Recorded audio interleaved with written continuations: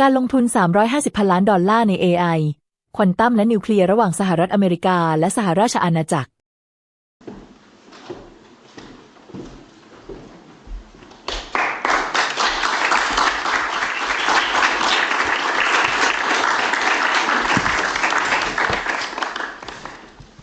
Mr. President, it's a pleasure to welcome you to Chequers. This historic second state visit is a moment to celebrate the unique bond between our two countries. But today we've gone far beyond that. We've renewed the special relationship for a new era.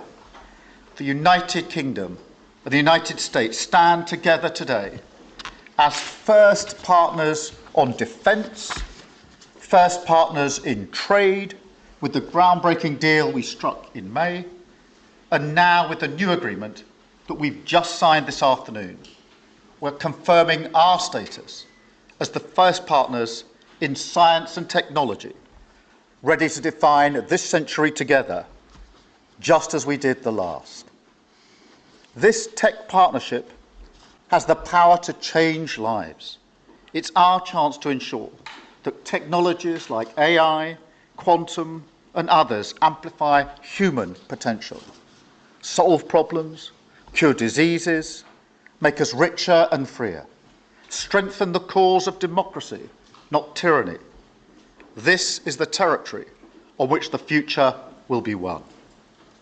So this partnership today is a signal of our determination to win this race together and to ensure it brings real benefits in jobs, in growth, in lower bills, to put more hard-earned cash in people's pockets at the end of each month. That's what we're determined to deliver. And we're bringing businesses with us. We've just come from a fantastic meeting with business leaders where we set out this vision. They have responded with new deals and investment breaking every record that we have. £250 billion flowing both ways across the Atlantic. That is a record. Expected to create 15,000 jobs here in the United Kingdom. High-skilled jobs in cutting-edge sectors where people can build careers for the long term, changing lives in communities up and down our country. And look, while we shape this bond for a new era, the fundamentals have not changed. Security remains the cornerstone of this special relationship. We have the deepest, most advanced defence relationship in the world. Our warriors train together and they fight together. Our industries build together, everything from fast jets to the new AUKUS-class submarines. So now, as we drive up defence spending, we're going to sweep away the barriers to working together on new defence technologies so we can stay ahead of our adversaries. We're united in defence and security, yes, absolutely. But we're also united in the pursuit of peace. We are working together to end the humanitarian catastrophe in the Middle East, get the aid in, free the hostages, and ultimately bring Israel and the region back towards a comprehensive plan which can deliver peace and security for Israelis and Palestinians alike. We're also working together to end the killing in Ukraine. In recent days, Putin has shown his true face, mounting the biggest attacks since the invasion began, with yet more bloodshed, yet more innocents killed, and unprecedented violations of NATO airspace. These are not the actions of someone who wants peace. So we've discussed today how we can build our defences further, support Ukraine, and decisively increase the pressure on Putin to get him to agree a peace deal that will last. And President Trump, you have led the way here, and we will continue to stand and work together for security and for peace. Mr. President, next year we'll celebrate the 250th anniversary of the United States. We've come on a long journey together since 1776. But it's no exaggeration to say that the partnership our two nations have built has shaped the world from the beaches of Normandy to the founding of NATO, to the creation of technologies that have revolutionised our lives. Time and time again, it is British and American men and women side by side, changing the path of history and turning it towards our values, towards freedom, democracy, and the rule of law. In Britain, we take huge pride in that.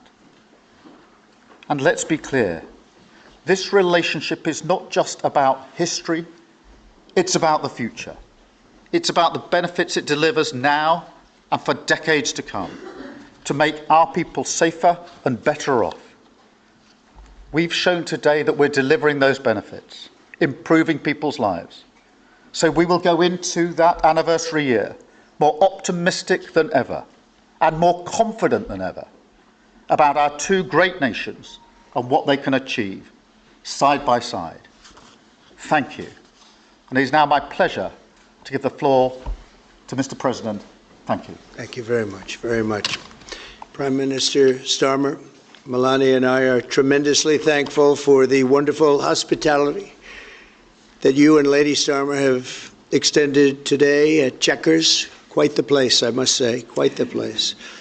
And we're grateful beyond words for the spectacular honor of the state visit yesterday at Windsor Castle, hosted by His Majesty King Charles III and Her Majesty Queen Camilla. These are two fantastic people. We will never forget it. As I said last night, the bond between our countries is like no other anywhere in the world. The United States and the United Kingdom have done more good on this planet than any two nations in human history. That is thanks in large part to the traditions of British liberty, which grew up on these isles, these beautiful, magnificent isles, and were carried by our ancestors to the New World. We're forever joined, and we are forever friends, and we will always be friends.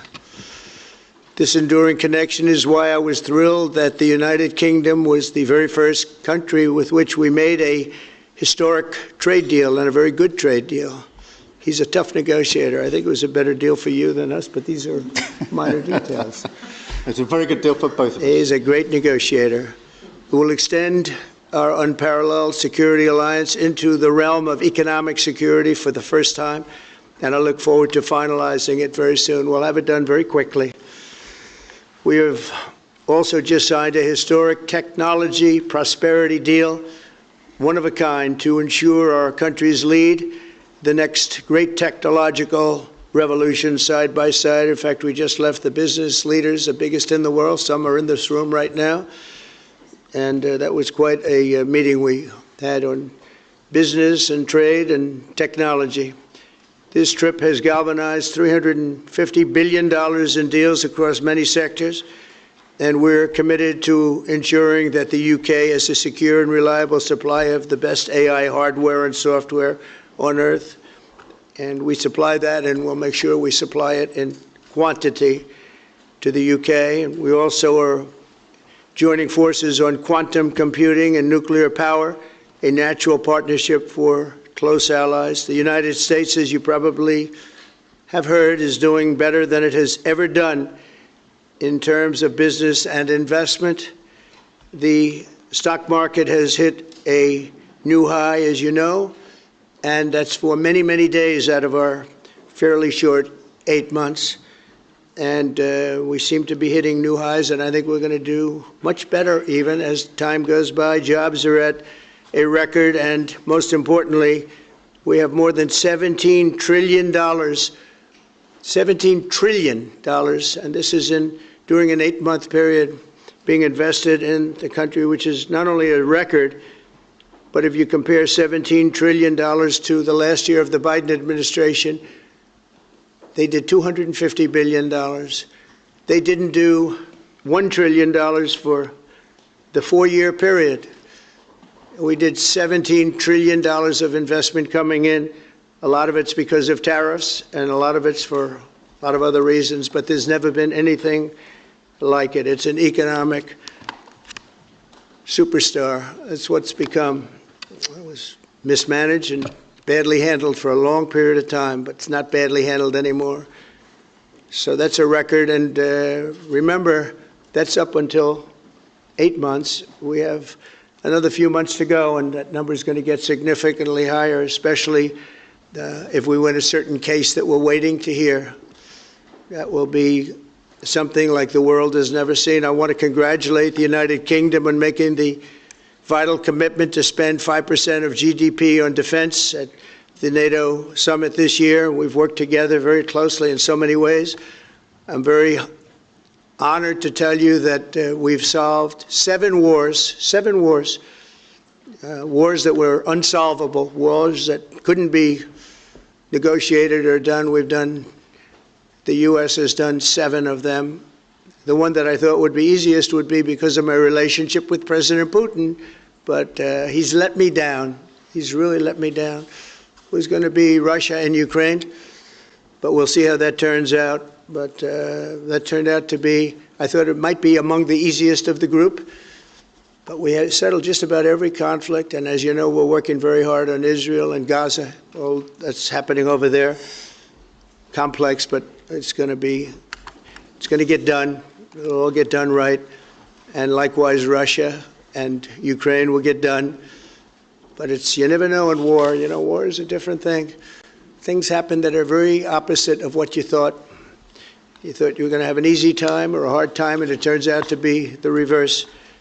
As we saw in the unforgettable parade yesterday at Windsor Castle, what a place it is. The British Armed Forces carry on one of the finest military traditions in the world, one of the greatest marching bands, one of the most magnificent sights I've seen. I know that our service members look forward, and we do look so forward to working even more closely with yours as you push toward that 5% goal. And I think, Mr. Prime Minister, you're just about there. You're going to be there very quickly, along with a lot of other great countries. I want to thank NATO and our wonderful head of NATO, who's really worked very hard, Mark, for the job they've done. As you know, NATO was at 2% GDP, and they didn't pay it. Now they're at 5%, then they pay it. And we appreciate that. And we're sending a lot of weapons to NATO. NATO is paying for those weapons in full. But we're sending them, and we're doing a great job at getting them what they need. And we appreciate the fact that they're taking care of it, because the United States is into that war for $350 billion. And just really very sad. It just got out of control. They didn't know what they were doing. But over the generations, British and American warriors have shed their blood side by side in defense of liberty and freedom. And that's why it's so imperative that the United States and the United Kingdom stand together for these fundamental rights and values of the English-speaking world. And we've always stood together, and we will continue to. Just last week, a great American, Charlie Kirk, was heinously assassinated for speaking his mind. He was a great young man, incredible future. Some people said he might be president someday. I told him, I said, Charlie, I think you have a good shot someday at being president. And he just wanted to take care of youth. He loved youth. I've never seen anybody relate to youth like Charlie, and they related to him, and they're devastated. But I appreciate the many British citizens who have offered their condolences. And again, Charlie was a great person. We'll be going out to a service on Sunday. I'll be leaving with some of the people in this room just to celebrate Charlie and all that he's done. So incredible. Never seen anything like it. But I hope that together our nations can lead a movement to defend the glorious traditions of freedom on both sides of the Atlantic.